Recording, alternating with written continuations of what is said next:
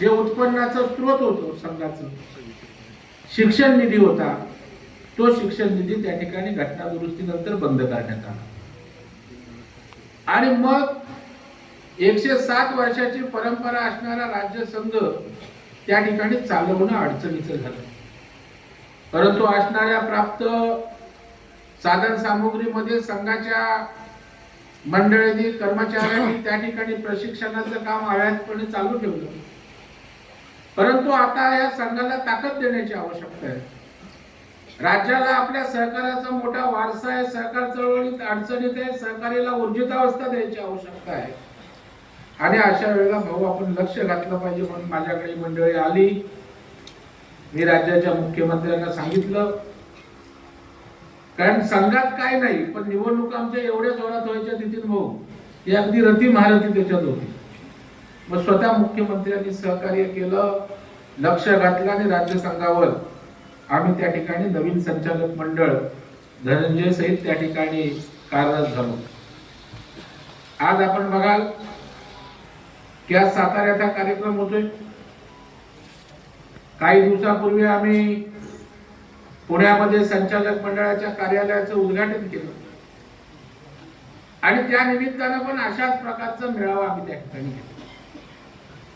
तसं पाहिलं उद्घाटन छोटं होतं, परंतु त्या उद्घाटनाच्या निमित्तानं महाराष्ट्रातल्या सहकार चळवळीत काम करणाऱ्या कार्यकर्त्यांना, विविध प्रशिक्षण केंद्राच्या मार्फत त्या ठिकाणी शिक्षण देणाऱ्या प्रशिक्षकांना, कर्मचाऱ्यांना, विविध जिल्हा बोर्डांना त्यांना आत्मविश्वास वाढवणं आवश्यक आहे आणि म्हणून पुण्याला आम्ही त्या ठिकाणी मेळावा घेतला आणि राजे या प्रमाणे तुडुंब गर्दी आमचे चंद्रकांत दादा पाटील होते.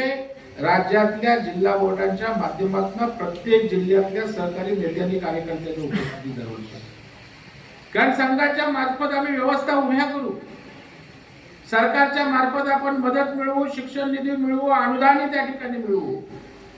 परंतु आज सहकारी कार्यकर्त्यांचा, नेत्यांचा सहकार चळवळीतला आत्मविश्वास जो हरवला आहे तो आज उभं करण्याची आवश्यकता आहे. आणि म्हणून एका बाजूला व्यवस्था उभ्या करत असताना दुसऱ्या बाजूला आपल्या सहकारी कार्यकर्त्याला आत्मविश्वास दिला पाहिजे. म्हणून त्या ठिकाणी असाच मेळावा आम्ही पुण्यात त्या ठिकाणी घेतला आणि प्रचंड उपस्थितीमध्ये तो मेळावा चंद्रकांत दादा आपले मंत्री यांच्या उपस्थितीत संपन्न झाला आणि एक आत्मविश्वास घेऊन महाराष्ट्रातले जिल्हा सहकारी बोर्डाचे प्रतिनिधी, आमचे कर्मचारी त्या ठिकाणी गेले. आणि म्हणून ज्या वेळेला प्रशिक्षण केंद्राचं उद्घाटन होतं त्यावेळेला धनंजय म्हणाला की भाऊ आम्ही अशा प्रकारचा कार्यक्रम घेतोय कारण शेवटी पश्चिम महाराष्ट्र हे सहकाराचं प्रमुख प्रभाव क्षेत्र आहे. महाराष्ट्राला सहकार ताकदीनं त्या ठिकाणी दाखवला कोणी असेल तर तो सातारा, सांगली, कोल्हापूर या पश्चिम महाराष्ट्रानं दाखवले. आणि म्हणून या पुन्हा या भूमीतनं या सहकाराला ऊर्जितावस्था महाराष्ट्राच्या देण्यासाठी आपण कार्यकर्त्यांचा मेळावा त्या ठिकाणी घेतला पाहिजे आणि ते शिबिर आज या निमित्तानं संपन्न होत आहे आणि तेही यशस्वी होत आहे. त्याबद्दल मी आपल्या सगळ्यांना धन्यवाद देतो. खरं म्हणजे हा जिल्हा अनेक थोर नेत्यांचा जिल्हा आहे. यशवंतराव चव्हाण साहेबांपासून त्या ठिकाणी असतील, बाजूला वसंतदादा पाटील त्या ठिकाणी असतील, अभयराजे असतील, ते अलीकडच्या काळापर्यंत पवार साहेबांपर्यंत अनेक दिग्गजांनी या ठिकाणी सहकार चळवळीच्या माध्यमातून हे जिल्हे उभे केले. कारखानदारीच्या माध्यमातून त्या ठिकाणी शेतकऱ्यांना ताकद देण्याचं काम या सहकारी कारखान्यांनीच केलं. जिल्हा बँकेच्या माध्यमातून गावची विविध कार्यकारी सोसायटी असो, अगदी पाणी पुरवठा सोसायटी असो किंवा शेतकऱ्यांच्या कुठल्याही प्रकारच्या संस्था असो, दुग्ध विकास संस्था असो, जिल्हा बँकांच्या माध्यमातून त्यांना ताकद देण्याचं काम सुद्धा या आपल्या जिल्हा मध्यवर्ती बँकांनीच या ठिकाणी केलेलं आहे. आणि म्हणून निश्चितपणे माझी या ठिकाणी विनंती राहणार आहे की आज राज्यातल्या सहकार चळवळीची परिस्थिती पाहता आज अडचणीत आहे. विदर्भातली तर सहकार चळवळ बघाल जवळपास संपुष्टात आलेली आहे. कारखाने त्या ठिकाणी बंद पडलेत. विदर्भातल्या जिल्हा बँका जवळपास एका दुसरी सोडली तर सगळ्या डबघाईला त्या ठिकाणी आलेले आहेत आणि त्याच्यामुळे विदर्भ असेल, मराठवाडा असेल, या ठिकाणी सहकार चळवळ ताकदवान करण्याची आवश्यकता आहे आणि त्याकरता मला वाटतं नितीन काका आपल्याला पुढाकार घ्यावा लागणार. कारण ज्या संस्था सशक्त आहेत त्या संस्थांनी त्या ठिकाणी इतरांना ताकद देण्याचं काम या ठिकाणी करावं लागणार आहे आणि निश्चितपणे ते काम येणाऱ्या काळामध्ये आपण करू अशा प्रकारची अपेक्षा या ठिकाणी मी व्यक्त करतो। कारण सहकारात एक प्रचंड ताकद आहे। अलीकडच्या काळात या ठिकाणी जरी त्या ठिकाणी सहकाराचं वैभव दिसत नसलं तरी आजही ग्रामीण अर्थव्यवस्था ही त्या ठिकाणी सहकारावर उभी आहे।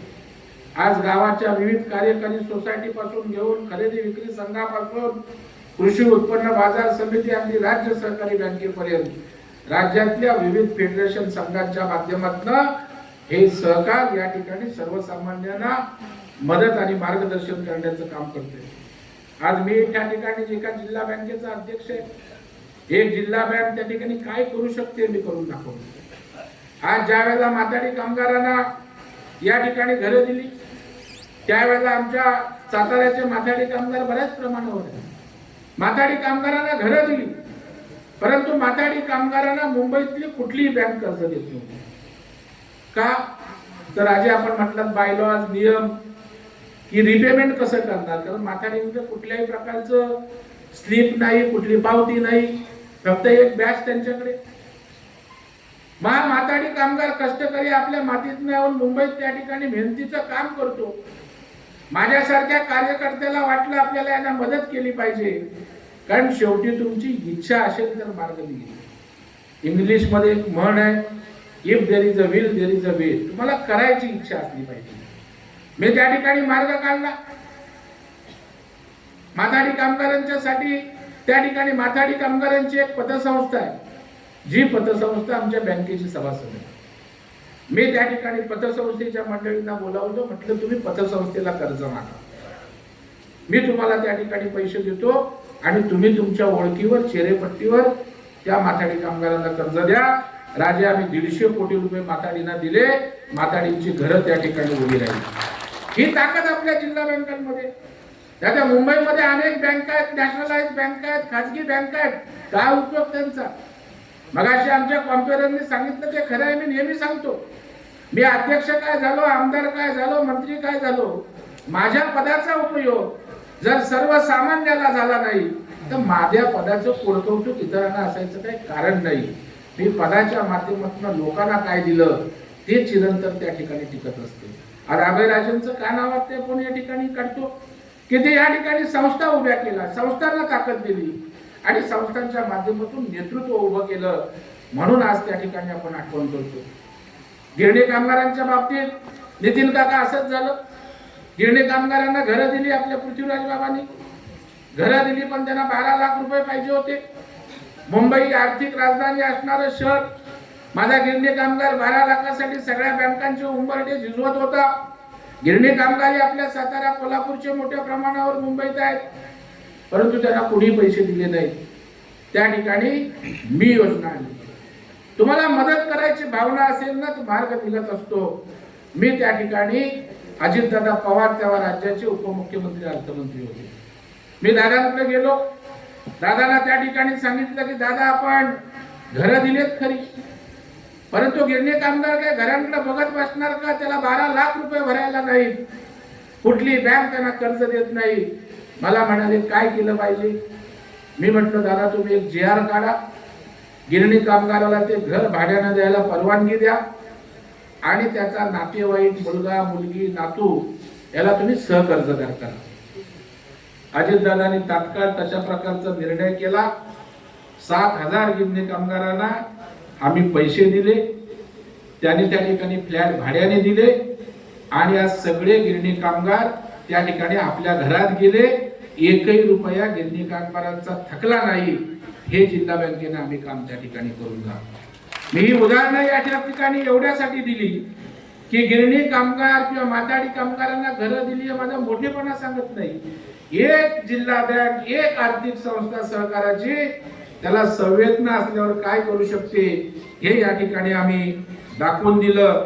ते करत असताना कोकण रेल्वे असेल, मुंबई गोवा रोड असेल, नागपूर रिंग रोड, महानगर, कृष्णा खोरे, अगदी तुमच्या कृष्णा खोरेला सुद्धा बॉन्डच्या वेळेला पैसे देण्याचं आम्ही त्या ठिकाणी काम केलंय आणि मुंबईत नुकतंच आपण एक सहकार भवन उभारलंय।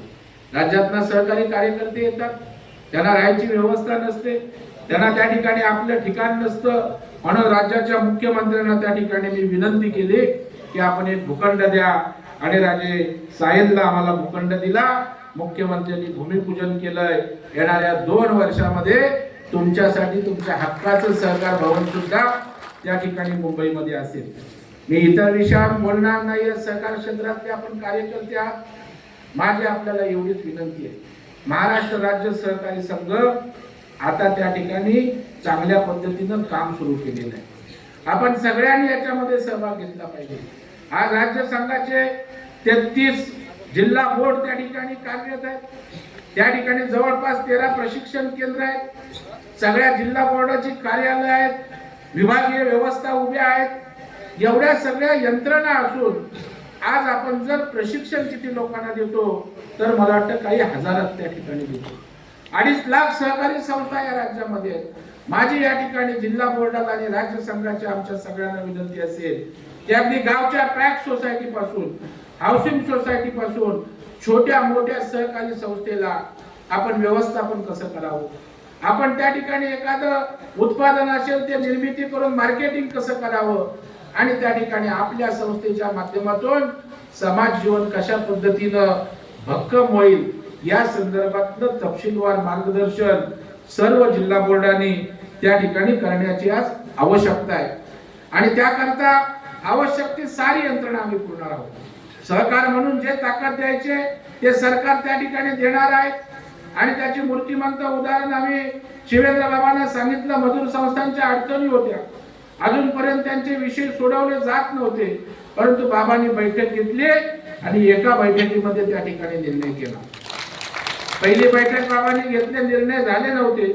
मग माझ्यातला त्या ठिकाणी प्रवीण दरेकर जागा झाला आणि बाबांच्या उपस्थितीतच त्या अधिकाऱ्यांना सांगितलं की कष्ट करणारी लोक आहेत. आज त्या ठिकाणी अनेक तरुण लोक सुद्धा काम त्या ठिकाणी करतायत आणि चांगल्या प्रकारचे निर्णय झाले. सहकारी मंत्र्यांनी सुद्धा बैठक घेतली. सहकार मंत्र्यांनी सुद्धा शिक्षण निधीच्या संदर्भात कायद्यामध्ये अमेंडमेंट करायला पाहिजे, त्या संदर्भाचा प्रस्ताव तयार करण्याचं त्या ठिकाणी सांगितलंय. चंद्रकांत दादा परवा आले होते, ते संसदीय कार्यमंत्री आहेत. म्हणाले सहकार खात्याचा प्रस्ताव आला की मी कायदा त्या ठिकाणी आणतो. अनुदानाच्या बाबतीत माननीय मुख्यमंत्र्यांना बोललोय. जे जे म्हणून सरकार करायला पाहिजे ते करण्याचं काम सरकार करणार आहे.